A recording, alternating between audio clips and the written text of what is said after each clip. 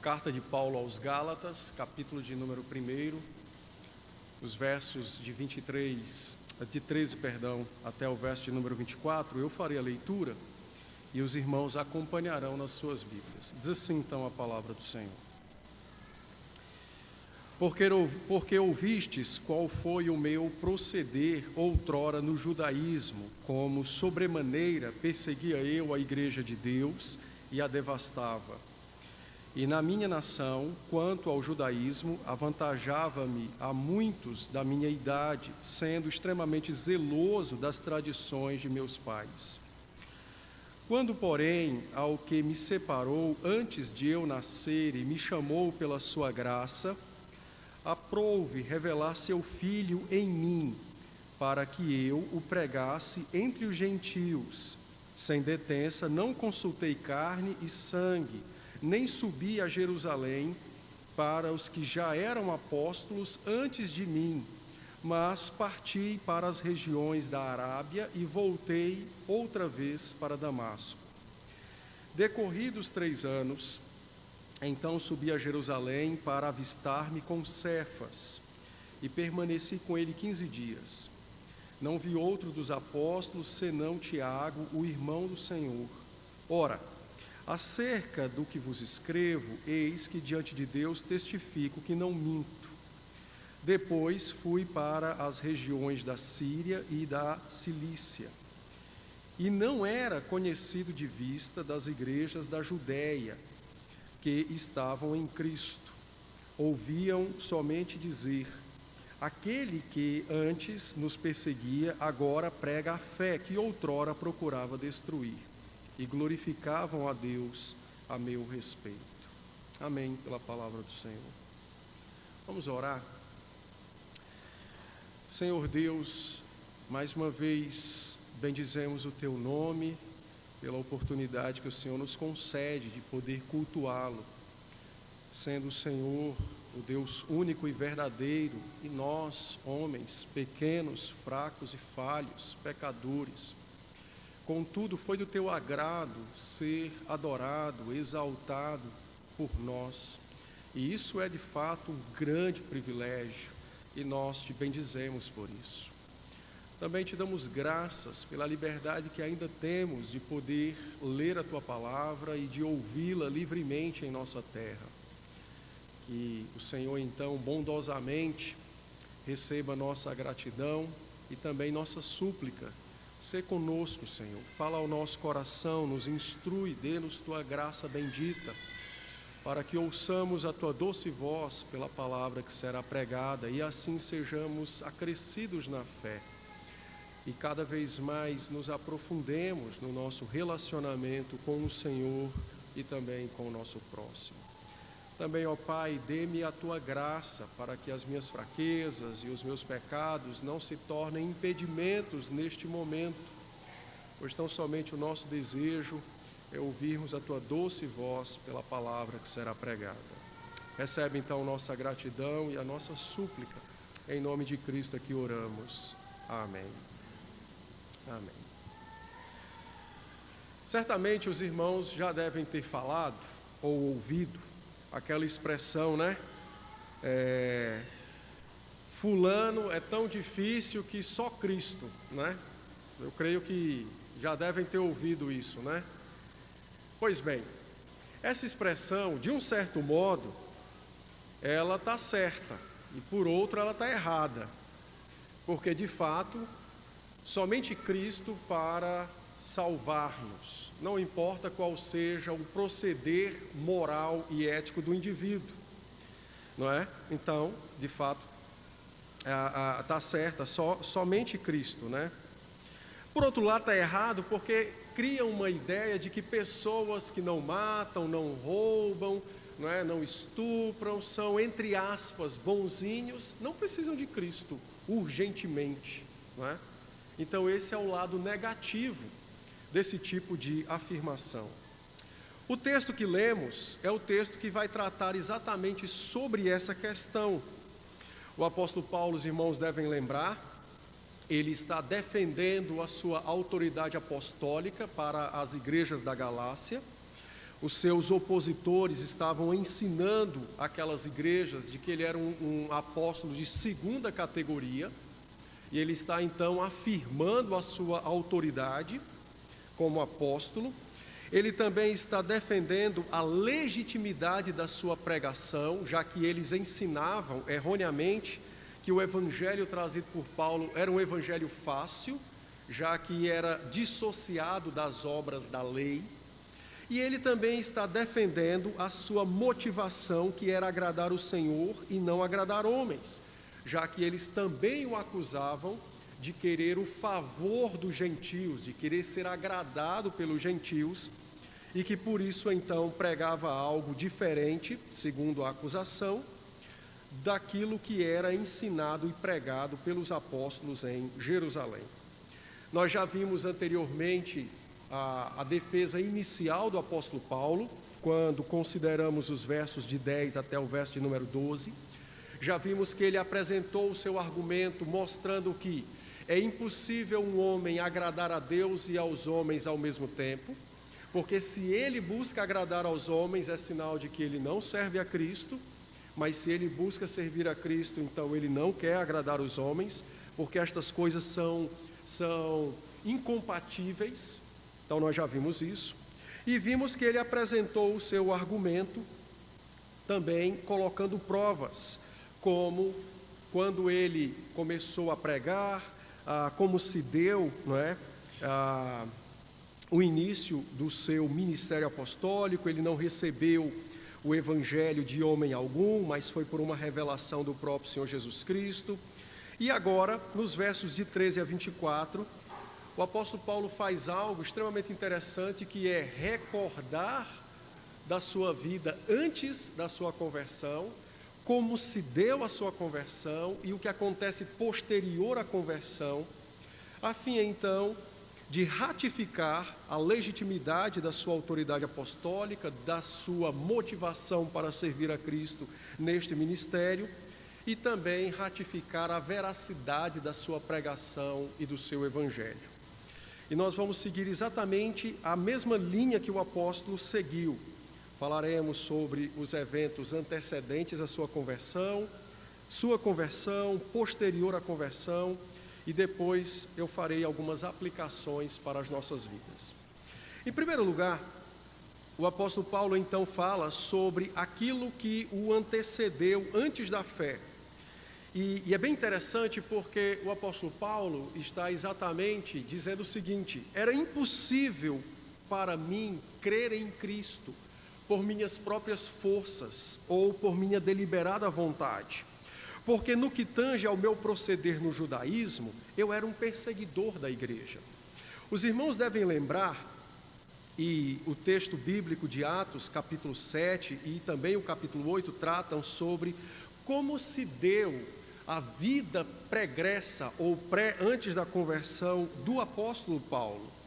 Ele então, de fato, possuído por um zelo extremamente, até podemos classificar como fanático. Ele não era um delinquente, mas ele era um religioso, zeloso de sua fé.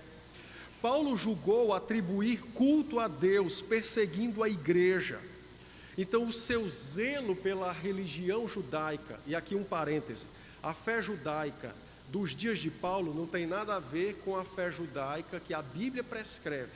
Então, aí é um momento de perversão, como aconteceu também no cristianismo ao longo da Idade Média.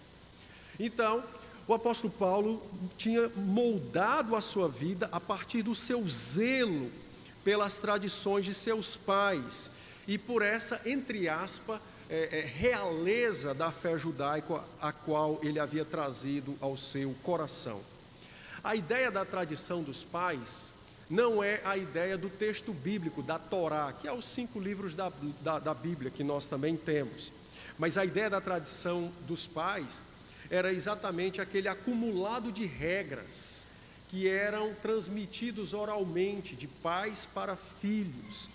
E estas regras eram as regras interpretativas da lei. Os irmãos já devem ter lido em algum dos evangelhos alguém dizer o seguinte: a distância de um lugar para o outro é como a jornada de um sábado.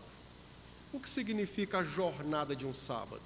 Ora, a lei havia dito para que os homens guardassem o sábado e cultuassem ao Senhor nele. Mas a tradição dos homens estabeleceu aquilo que seria o guardar o sábado. Então, em linhas gerais, 600 passos guardavam o sábado, mas 601 passos quebrava o sábado. Portanto, uma distância que poderia ser percorrida dando apenas 600 passos implica numa distância curta. Isso é um exemplo da tradição que era transmitida, e era esta tradição, que moldava no coração dos homens a sua fé para com o Senhor Deus. Paulo então diz àqueles irmãos que era impossível, ele era o mais improvável de qualquer crente que alguém pudesse imaginar, porque ele era um perseguidor da igreja, ele havia lançado mãos de armas para perseguir os crentes, conforme Atos 8 nos diz. Ele aprisionava mulheres, crianças, homens idosos ou não, e a acusação era uma única: eles adoravam o Senhor Jesus Cristo, e isso, portanto, era uma idolatria, e a pena era exatamente o cárcere e, posteriormente, a própria morte. Então, Paulo deixa muito claro que qualquer pessoa que o visse nos dias do seu zelo, diria como nós dizemos hoje: rapaz, fulano, talvez só Cristo, ou nem Cristo pode com fulano.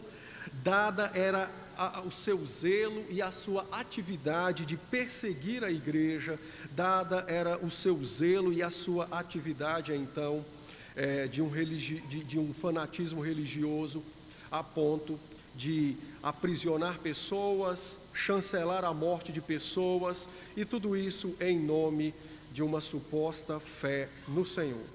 Observe então que o apóstolo está argumentando com os irmãos de Gálatas, dizendo: vocês, se me vissem nos dias de meu zelo, jamais pensariam que eu aderiria à fé cristã apenas por uma motivação particular ou de minha própria força. Pelo contrário, todos vocês me julgariam dizendo: este nunca será encontrado pela fé. Então, em síntese, é isso que Paulo diz aos Gálatas, nos versos 13 e 14, quando ele fala sobre o seu período antes da fé cristã, descrevendo de forma bem resumida toda a sua fúria e todas as suas atividades de perseguição à igreja do Senhor. Os versos de 15 até o verso de número 17, o apóstolo fala então sobre a sua conversão. E ele então diz no verso 15: quando, porém, ao que me separou antes de eu nascer e me chamou pela sua graça, aprouve revelar seu Filho em mim, para que eu o pregasse entre os gentios, sem detença, não consultei carne e nem sangue. Os irmãos devem lembrar que a conversão do apóstolo Paulo foi uma conversão atípica, e isso fazia parte exatamente da sua vocação para o ministério apostolar. O Senhor Jesus Cristo apareceu a Paulo no caminho de Damasco, por volta do meio-dia, e a luz do Cristo ressurreto era maior do que a luz que o próprio sol dava, é o que diz Atos.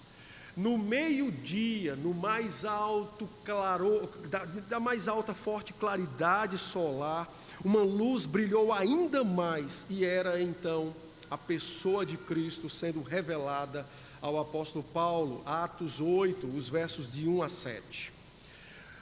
Desta luz, que era extremamente radiante, uma voz é ouvida, e a voz dizia: Saulo, Saulo, por que me persegues?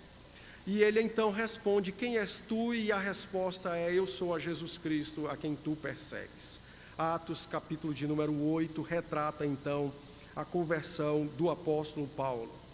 Então, ele mesmo diz no verso de número 6, o Senhor Jesus falando a ele no verso 6 de Atos 9: levanta-te e entra na cidade, onde te dirão o que te convém fazer. Paulo então diz que a aparição de Cristo a ele no caminho de Damasco foi exatamente o que mudou a sua perspectiva ou a sua fé no Deus verdadeiro.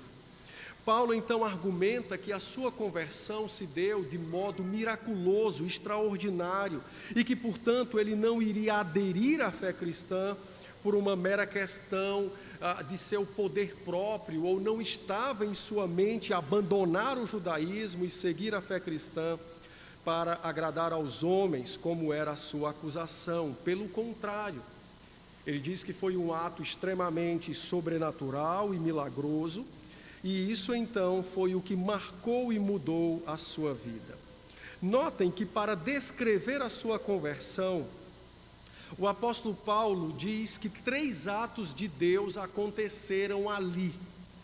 Então, no verso 15 ele diz: ao que me separou antes de eu nascer. Esse é o primeiro ato divino. Ainda que muitos sejam resistentes à doutrina da predestinação, o que Paulo está dizendo aqui é que ele foi predestinado para receber a graça, ou para ser chamado pela graça. O termo grego usado aqui para antes de eu nascer é o termo ventre, útero. Então o que Paulo está dizendo é que Deus o chamou quando ele nem sequer era encontrado no ventre de sua mãe, no útero de sua mãe. Ele então está se reportando a tempos anteriores à sua própria existência, como sendo o fundamento da sua salvação. O que se passa no coração do apóstolo Paulo, tentando então ensinar aos crentes de Gálatas e a nós também, sobre a questão da sua salvação é: por que Deus salva os homens? Se a resposta for porque eles precisam de salvação, está errado. Então quer dizer que Deus só salvou porque havia uma necessidade? Não. Significa dizer que se Deus salva porque há necessidade, então a graça divina, a bondade divina é condicionada mediante necessidade. O que Paulo está dizendo é que o Senhor Deus, desde tempos eternos, decidiu revelar a sua graça a ele, Paulo. Então, por que Paulo foi salvo? Porque Deus, desde seus tempos eternos, havia decidido revelar Cristo a ele. E nos dias desta revelação, o estado de Paulo era um estado de pecado e miséria, morto em seus delitos, e, portanto, a revelação de Cristo operou nele salvação e vida eterna. No texto grego, antes da palavra ao que me separou, tem um termozinho lá, que é o termo eudokesen, que significa beneplácito, prazer, ter algo que lhe agrada. Então, o que Paulo está dizendo é que era do agrado, foi do agrado de Deus predestiná-lo para a salvação. Foi do seu agrado revelar seu Filho a ele, antes mesmo dele existir. Antes dele fazer bem ou mal, Deus já o havia destinado para a graça, porque a graça não é dada em função da necessidade, mas sim mediante a decisão de Deus de ser gracioso para com os homens. Isto é aquilo que a Bíblia chama, então, de amor incondicional. Então, Paulo diz que o primeiro ato divino foi exatamente separá-lo para conhecer o seu Filho, mesmo sendo ele, naqueles dias, um perseguidor feroz e atroz contra a própria igreja de Deus. Dá para entender esse ato divino? Pois bem, em segundo lugar, o apóstolo então diz que o Deus que o separou antes dos tempos eternos, este mesmo Deus age na história dos homens, e por isso ele diz na parte B do verso 15: e me chamou pela sua graça. Então esse é o segundo ato na salvação de Paulo, e isso também acontece conosco. A vocação eficaz, o chamado eficaz para crer no Senhor Jesus Cristo. Notem que os inimigos, ou aqueles que fazem objeções à soberania de Deus, no que tange a nossa salvação, questionam sobre evangelização, pregação da palavra e etc.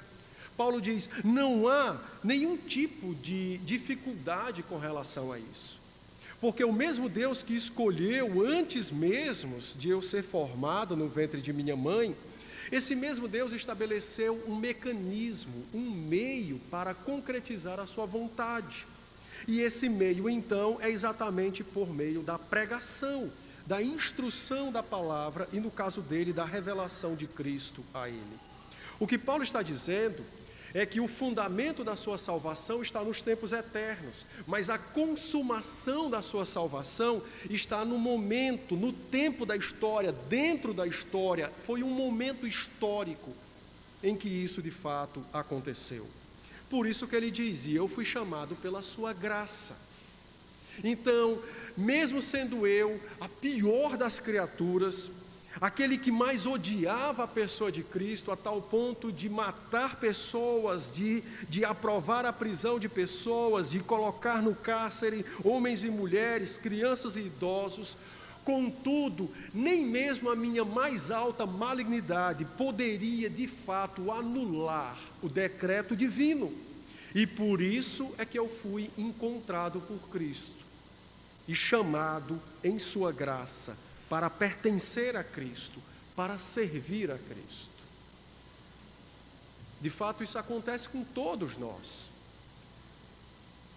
Todos nós também passamos por isso.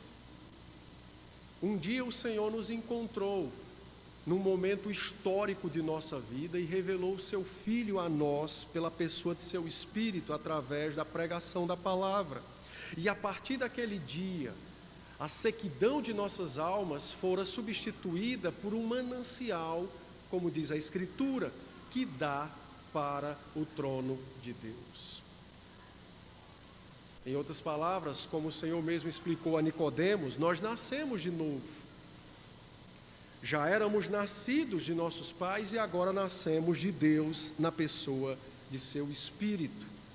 E uma vez nascidos de Deus, fomos unidos a Ele por Jesus Cristo e passamos a servi-lo e amá-lo, bem como também a gozar de suas dádivas paternais para conosco. Isso é de fato algo extremamente maravilhoso e deve despertar em nós grande admiração para com o nosso Deus, que sabiamente realiza o seu plano de exaltar o seu Filho e de glorificar o seu Filho, tanto na salvação dos que creem, como na condenação dos que não creem. Então Paulo diz, eu fui achado, houve um tempo em que o Senhor me encontrou, e Ele me chamou livremente pela sua graça, porque não havia em mim nenhum tipo de dom, nenhum tipo de dádiva, não havia em mim nenhum mérito, pelo contrário, Ele me chamou por meio da sua graça. Em terceiro lugar, o apóstolo então disse que também foi da parte de Deus e da sua vontade fazer com que, através de Paulo, o Senhor Jesus Cristo fosse então transmitido, revelado, ensinado aos gentios. Ele então diz aqui, na parte do verso 16, aprove revelar seu Filho em mim. A palavra revelar aqui é a palavra apocalipse, que é exatamente descortinar, descobrir, trazer à luz o que estava então em oculto, ser agora manifestado. É a mesma palavra que dá nome ao livro do Apocalipse, que é exatamente o descortinar, o revelar. Pois bem, o apóstolo então disse que aprove a Deus revelar seu Filho, através dele, Paulo, usando-o como um pregador aos gentios. Então, revelar seu Filho em mim para que eu o pregasse, então, aos gentios. Então, note que agora ele deixa de falar da sua conversão e fala sobre a sua vocação para o apostolado. Então, ele deixa bem claro que não foi de sua vontade lançar-se como um apóstolo na igreja, mas que o Senhor mesmo designou, então, revelar seu Filho por meio dele, entre aquelas partes do mundo ou aqueles que, na verdade, não haviam nascido em Israel. Então, o seu apostolado, a sua vocação, a sua motivação fora de fato determinada pelo Senhor Deus, e por isso então que ele deveria pregar Cristo sem detença aos gentios. Aqui é necessário que eu faça um pequeno parêntese explicativo. Muitas pessoas, quando leem a conversão de Paulo, acham que Deus tem que fazer isso também com elas. Pois é, ele tem se você for chamado para ser um apóstolo. Como você não é chamado para ser um apóstolo, não precisa passar por aquilo. Por quê? Porque somente os apóstolos precisavam desse elemento ratificador de seu chamado, que era ver fisicamente, com os olhos físicos, a pessoa ressurreta do Senhor Jesus Cristo. Depois, se os irmãos lerem Atos capítulo 1, os versos 21 e 22, quando a igreja de Jerusalém vai eleger alguém para ocupar o lugar de Judas, Pedro vai dizer: o candidato que deve ser eleito precisa ter vivido conosco durante os dias da vida terrena de Cristo, ter participado, vendo, ser uma testemunha da morte e da ressurreição de Cristo. Essa era de fato uma exigência que configurava e ratificava o ministério apostólico. E é por esta razão que o Senhor Jesus aparece pessoalmente a Paulo, exatamente para ratificar o seu chamado e para fazer com que a igreja o recebesse como tal, haja vista de que ele não havia vivido com o Senhor nos dias de sua carne, contudo fora testemunha de sua ressurreição ao contemplar o Cristo ressurreto. Isso é tão importante que em 1 Coríntios capítulo 9, versículo 1, Paulo afirma isso. Eu vi o Senhor, a fim então de remover qualquer tipo de dúvida que pairasse na mente daqueles irmãos. Paulo então diz que após a sua conversão e após então ser notificado pelo Senhor acerca do seu ministério, então ele passou alguns dias em Damasco e começou a pregar a palavra nas sinagogas. O capítulo 9 de Atos relata isso. Os judeus vão se enfurecer, vão tramar um plano para matá-lo, e ele então descobre o plano e vai sair da cidade que tinha muros. Ele vai descer por um cesto, o pessoal desce ele por um cesto lá da casa de um irmão, que tinha a casa construída em cima do muro, e ele então pôde fugir dos judeus e passar um tempo então, como ele mesmo diz, na região da Arábia, e depois volta para Damasco. As regiões da Arábia, possivelmente a região norte, que era mais desabitada, e aqui é como se Paulo estivesse dando a entender que foi o seu retiro espiritual para entender aquilo que ele havia recebido do Senhor e para fazer aquilo que todos os crentes devem fazer ao longo de suas vidas, que é exatamente o interpretar do Antigo Testamento a partir da pessoa e obra do Senhor Jesus Cristo, com o auxílio e a iluminação do Santo Espírito. No caso de Paulo, o Espírito então lhe revelou todas essas conexões, e ele então, ao escrever suas cartas, ele relata todas elas para a nossa instrução e edificação na fé. Dos versos 18 a 24, então, ele mostra agora a sua atividade ministerial. Ele diz que depois de 3 anos do seu retiro espiritual, mais ou menos o seu seminário, tá? E ele não cursou nenhum seminário com nenhum homem, mas o próprio Senhor Jesus é quem vai lhe ensinar estas coisas. Depois de 3 anos ele sobe para Jerusalém, porque ele queria conhecer Pedro. Aqui tem o nome grego Cefas, é o mesmo Pedro, tá? A ideia de subir para Jerusalém, naqueles dias, Jerusalém era o centro cultural e religioso daquela região. Então todo mundo queria ir a Jerusalém, e o seu desejo era então conhecer Pedro. Ele diz que passou 15 dias em Jerusalém, está lá no capítulo 11 de Atos.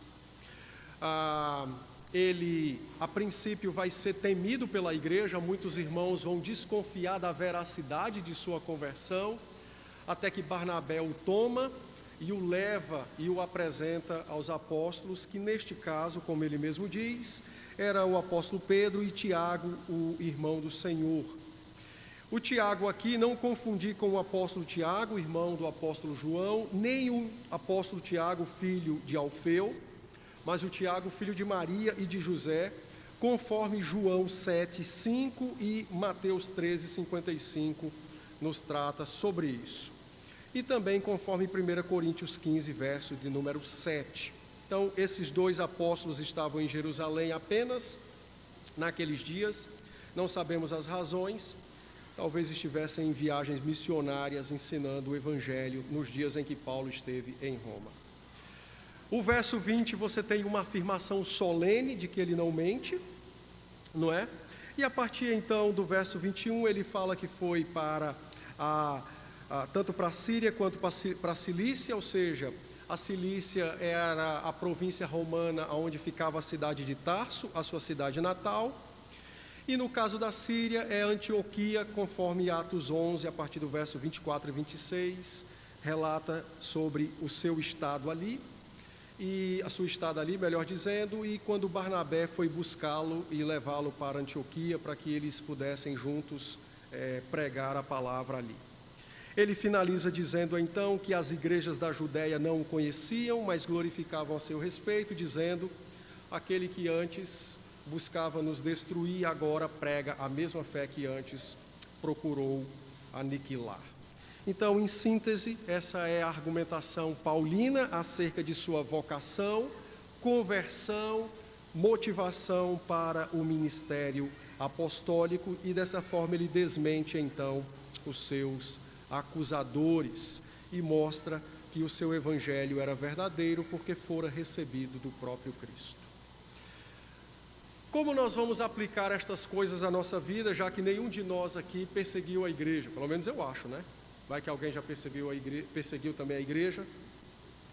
Se você perseguiu, fique tranquilo, eu não vou perguntar nem pedir para você levantar a sua mão. Como é que nós vamos aplicar esta verdade às nossas almas? Bom, em primeiro lugar, nós vamos aplicar esta verdade às nossas almas como os crentes de Gálatas entenderam esta verdade. Eles perceberam que a salvação só ocorre pela graça, a despeito de quem os homens são. Então, você vai aplicar esta verdade à sua própria vida, entendendo que todos os homens, inclusive você, são crentes improváveis. Pastor, eu nunca matei ninguém. Problema. Todos os homens são crentes improváveis. Por quê? Porque todos eles são pecadores, destituídos da graça divina e que praticam o pecado em pensamento, em sentimentos e em ações. E o apóstolo escreve isso em Efésios 2, de 3-1, e diz: os homens estão mortos em seus delitos e em seus pecados. Todos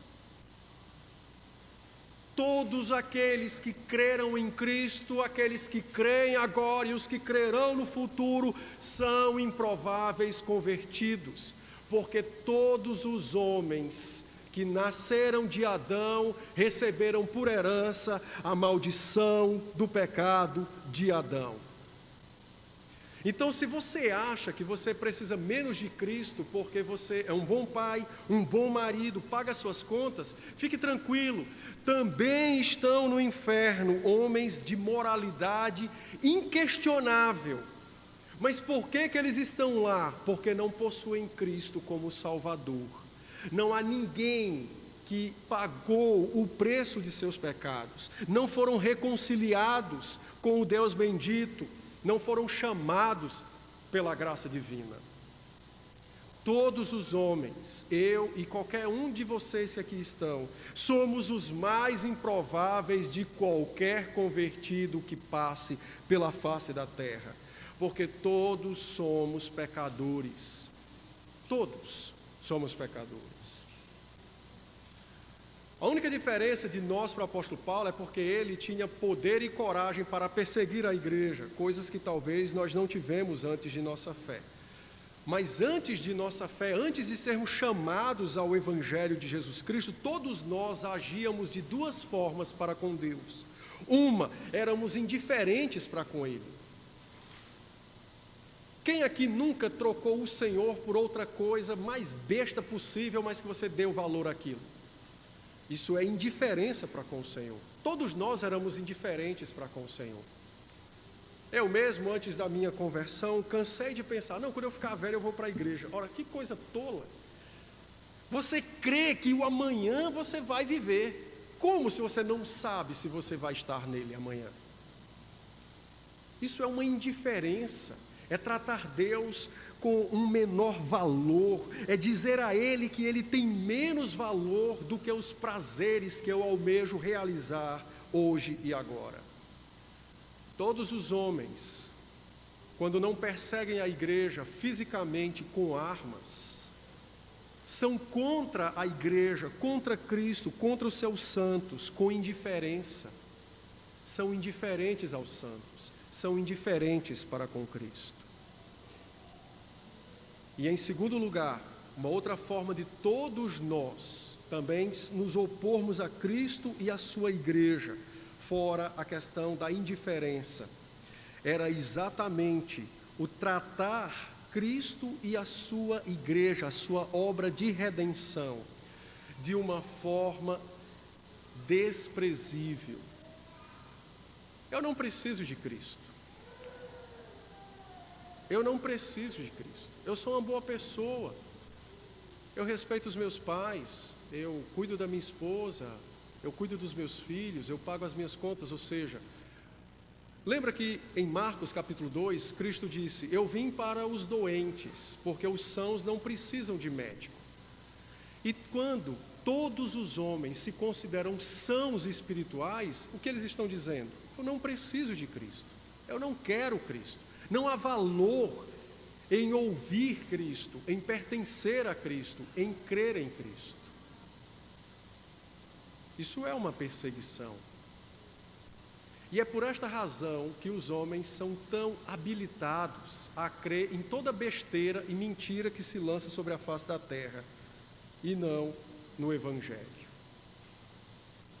Qualquer coisa que nos falasse antes de nossa fé, nós aderíamos com corpo e alma, mas quando nos era falado do Evangelho, nós rejeitávamos. Não, eu não preciso de Cristo, eu não sou doente espiritualmente, eu não sou morto espiritualmente, eu sou sadio espiritualmente.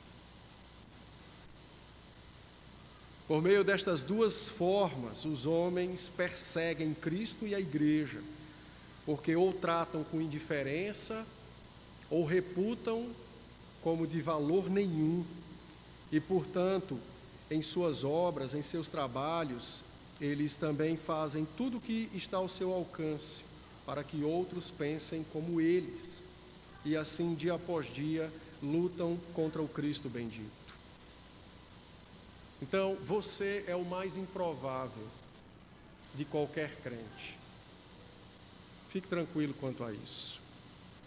Mas qual é o efeito prático disso na minha vida, pastor? É como o apóstolo Paulo nos ensina. Se eu reconheço a minha pecaminosidade, minha malignidade e minha maldade, e agora me encontro com Cristo, chamado pela graça divina, então o resultado disso é uma gratidão que transborda por todas as áreas da minha vida. Os crentes, ao reconhecerem que eles eram improváveis para conhecer o Senhor Jesus Cristo, ao reconhecerem estas coisas, eles agora passam a ser ocupados, habitados, dirigidos por uma gratidão sobremaneira para com aquele que os salvou. E essa gratidão, porque fomos chamados pela graça divina, é o que de fato nos motiva e nos leva a amar a Deus, ainda que com nossas fraquezas que ainda existem em nós, mas nos levam a amar a Deus verdadeiramente.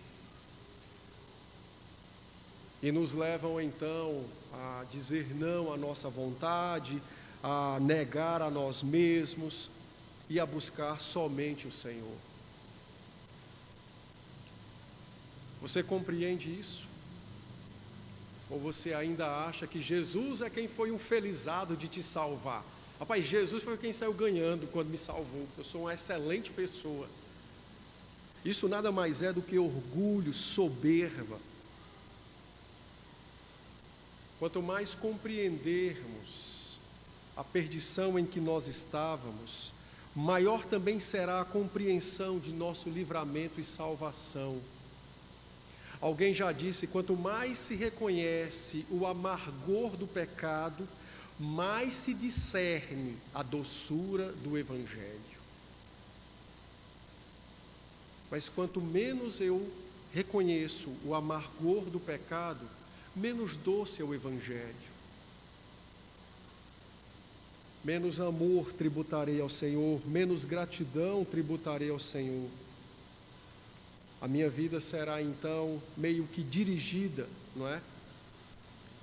Por um casuísmo do dia a dia, ou um casuísmo da fé, coisas que vão acontecendo, mas não seguem algo intencional para amar a Deus acima de todas as coisas e dar testemunho de minha gratidão a Ele e aos homens por Ele ter me salvado, sendo eu talvez o pior dos pecadores.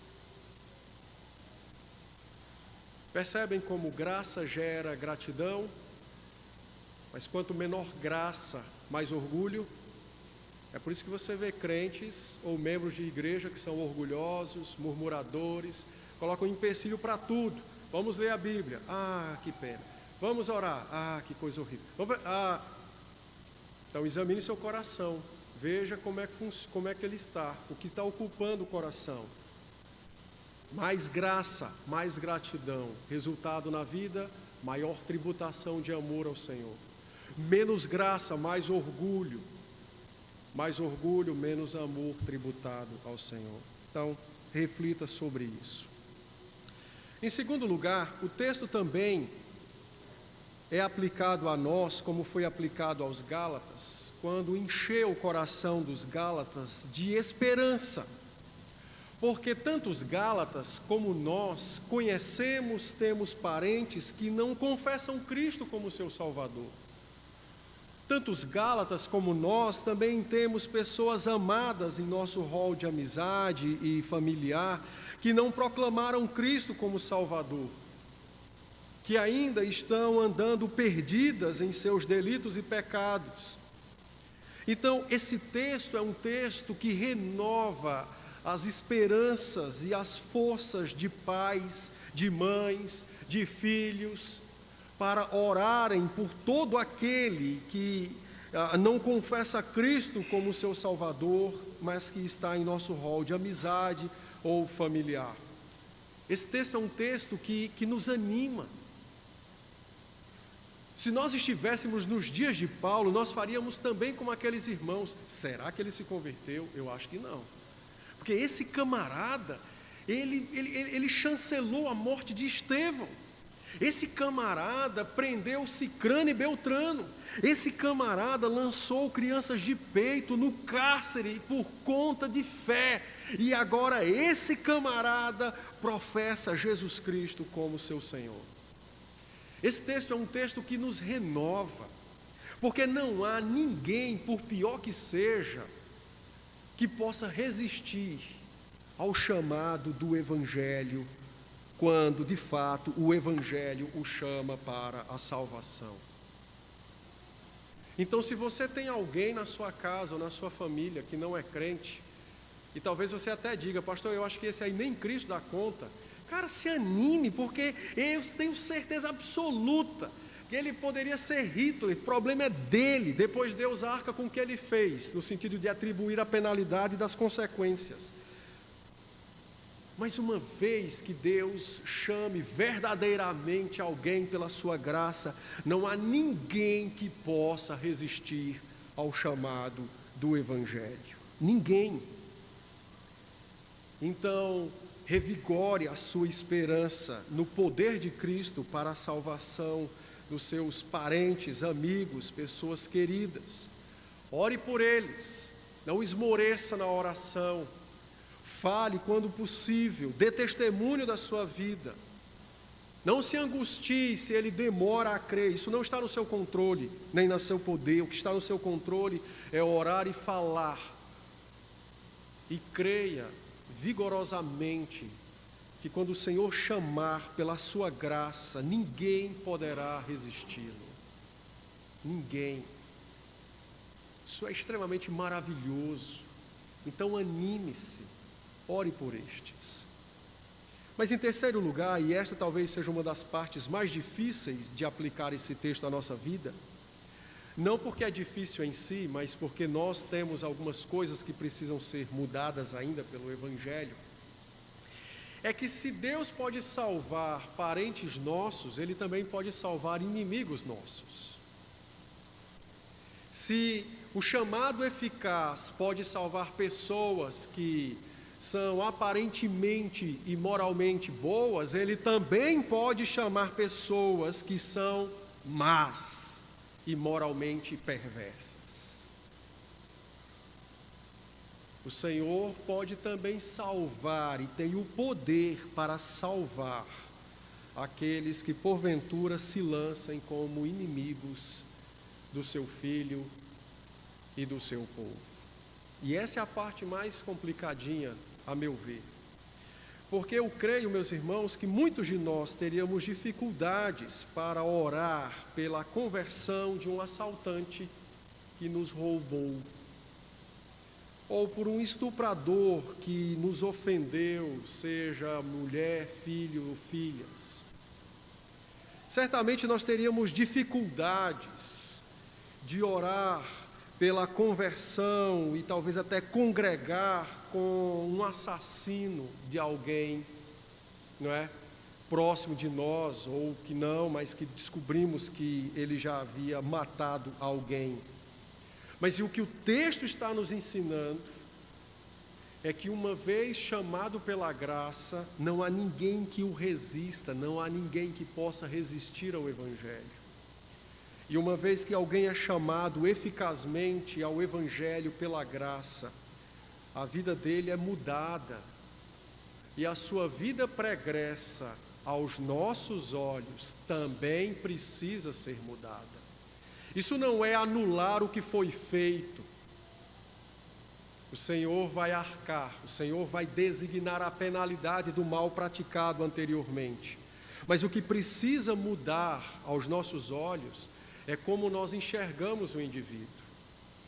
Não mais como antes, um pecador inveterado, inclinado por Satanás a realizar os desejos da carne, mas agora um pecador redimido e salvo pela pessoa de Jesus Cristo.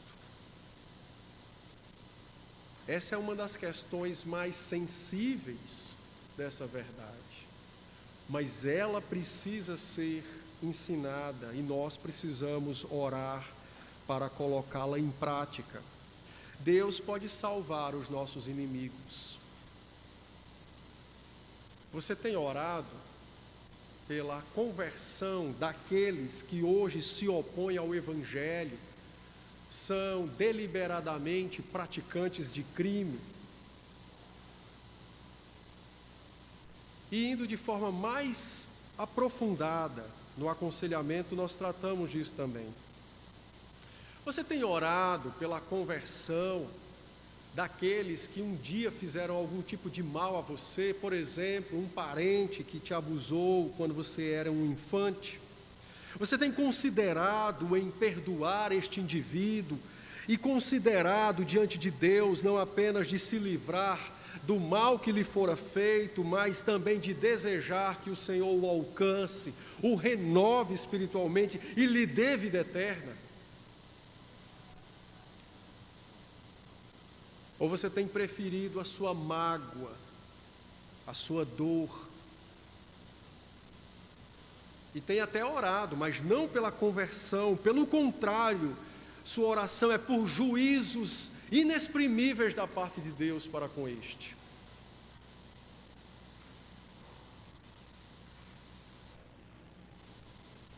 Você tem pensado sobre isso?